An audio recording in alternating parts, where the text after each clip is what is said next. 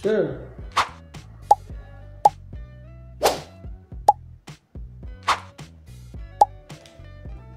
Ang daming message.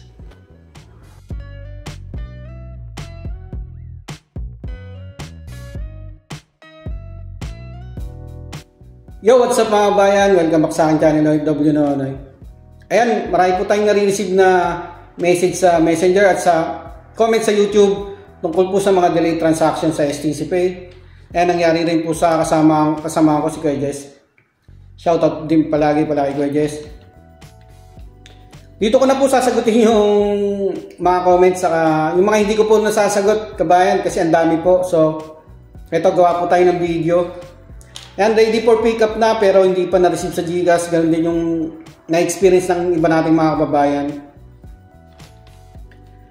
Dati po, nakakatawag po tayo sa customer service hotline. May nakakausap po tayong kabayan, may option doon. Ngayon, wala na po. Magchat-chat na lang tayo sa customer service nila. Picturean nyo lang yung transaction nyo para meron po kayong reference. Tapos, eto yan. Huwag po kayong mag-alala yung marireceive nyo po yung transfer nyo mga kabayan. Pag 24 hours, wala pa rin. Mag-chat lang po ulit kayo sa customer service. Ayan, yan po yung gagawin natin. Okay, simulan na po natin. Ayan, ready for pickup pero hindi pa na-receive sa GCash. Ayan yung nangyari sa kasamaan ko si Kuya Jess. Ayan. Basta natin yung STC Pay niya. Skip nyo lang yan. Punta kayo ng international transfer para ma-check nyo po yung status ng pinadala nyo. Dito po yun. Tapos may transfer. Yan, laging nasa unahan yung recent transaction nyo. Nandiyan po yung details. Yan, nakalagay status ready for pickup. Ibig sabihin, pag ready for pickup na yan, dapat pwede na siyang makuha or nasa GCash account na po na dapat natin. Kaso ang nangyayari yan, wala pa po siya. Yan. Wala pa yung tin-transfer. Yan, balik po tayo sa STC Pay. Dito sa transfer detail. Picturean nyo lang po yan para meron po kayong reference. Kasi kailangan po yung details dyan pagka mag-chat tayo mamaya sa customer service. Balik lang kayo sa dashboard. Dito sa baba sa menu tab, click nyo yung tatlong guhit na yan, tatlong dot. Tapos help and support. Yan, help and support. Punta kayo sa, scroll nyo lang, hanapin nyo yung chat. Start a chat. Ayan, start a chat. Click nyo po yan. Start chatting with us. Money. Tayo nyo lang magre-reply. Transfer naman. Tapos, international transfer syempre. Tayo nyo lang, ayan. Ayan, payment method. Mobile wallet po pagka GCash. Ayan, nakalagay po dyan yung details. Pero, contact a support agent na po tayo. Ayan, may magjo-join na agent. Hintayin nyo lang. Magtatanong po yan. Ayan, hello.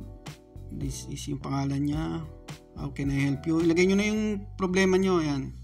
Bilisan nyo lang po pag-type. Kasi medyo pagka nainip po yan, magla-log out yan. Yan, i-details nyo lang tapos tayo nyo yung reply. Tatanong niya how much. So, dapat na-picturean nyo at alam nyo kung magkano yung amount.